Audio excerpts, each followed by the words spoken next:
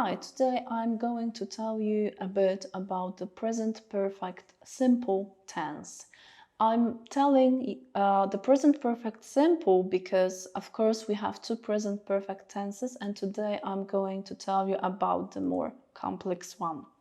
So the present perfect simple is the tense that in many languages can be still considered as past tense, especially in my native language. So in Polish, because we have only three tenses like present, future, and past, many of these sentences are directly translated into past tense.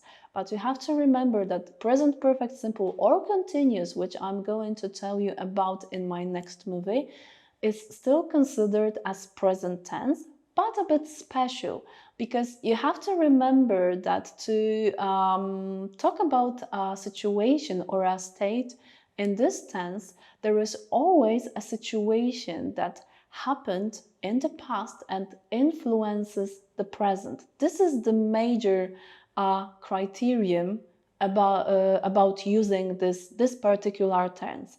Of course, you can also talk about the situation that happened in the past and still continues in the present. This is also one of the situations that are possible to be used when talking about the present perfect simple tense. However, the first one is more common. So if we talk about the situation that happened in the past and has influence on the present, you can be sure that the things this tense is used to talk about are your experiences. So for example, you can talk about the countries you've visited, you can talk about the books you've read, you can talk about the concerts you've listened to, and many, many other things. For example, I have read the latest book by Stephen King, and so on and so on. So you can talk about the activities that happened so lately that you can still consider them as present. Let me give you an example. Imagine a situation when a kid is running to his or her mom, shouting, "Mom, mom, I have won the race." The situation finished a few minutes, a few seconds ago. So it's so, let's say, fresh that we can still consider it as a present situation, as something that still has the influence on the present. Another situation is when you talk about works of a writer, for example, or any other artist who is still alive, and we can expect that this person is going to make something more. Like, for example, a writer, and we are expecting another book by the author. For example, Stephen King has written 20 books so far. I'm pretty sure that he has written a bit more than 20 books, but this is just an example. So let's go to our technical stuff, because it's very important to remember that also this tense requires an auxiliary verb, so the helping verb. And this verb and this situation, it is have for persons I, you, we, they, and has for our special persons he, she, it. This is the first element of the verb phrase. The second element is the verb in the so-called third form. So it means that this is the verb which is irregular. You take the table of irregular verbs and you search for this third column, and this is the verb. If your verb happens to be regular, of course, this is the verb with ending ed or d, depending on the spelling rules. For example, I have read a book, or she has read a book. As you can see, the only thing that changes is this auxiliary verb, because it has to be proper depending on a person. To make a question, it is a very simple thing, because it is very similar to the thing that we do with the verb to be, because also have or has requires an inversion. So my questions will be, have I read a book? Has she read a book? Right? So only the place of this auxiliary verb, of the helping verb, changes in this type of a sentence. Negatives.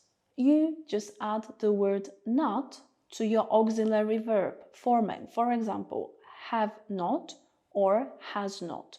Or you can use shorter forms, haven't, hasn't. The third form verb remains the same. So I haven't read a book. She hasn't read a book.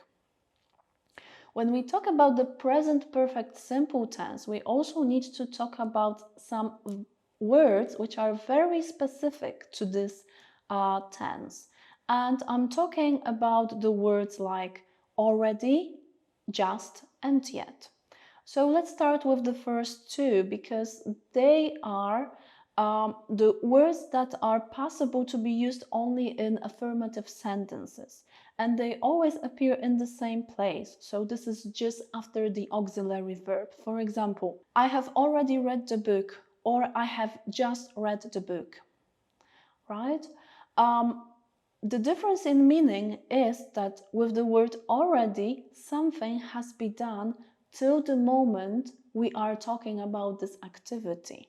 With the word just, that means that at this moment I have just did it, not earlier, and this activity is like waiting, right, to be noticed.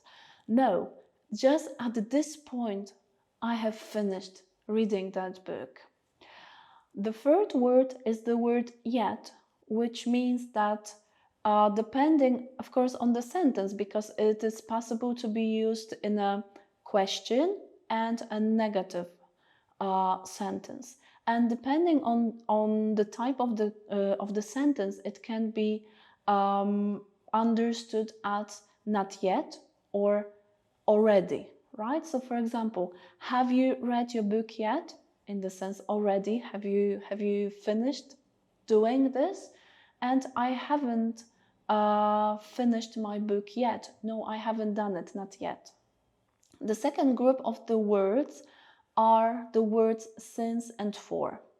Both of them talk about a situation or length since or starting from which something has been done or has been doing.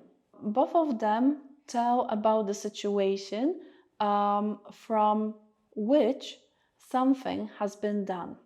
So since is always linked with particular moment. For example, since Monday, since I had the accident, since I was a child. And for is always linked with the length. So you always have there a number and also such words like week, month, year, second, minute, and so on. For example, for 5 years, for 6 weeks, for 10 years, for 8 seconds. I'm not talking here about the situations when we have fixed phrase, like for example, since I know him or forever.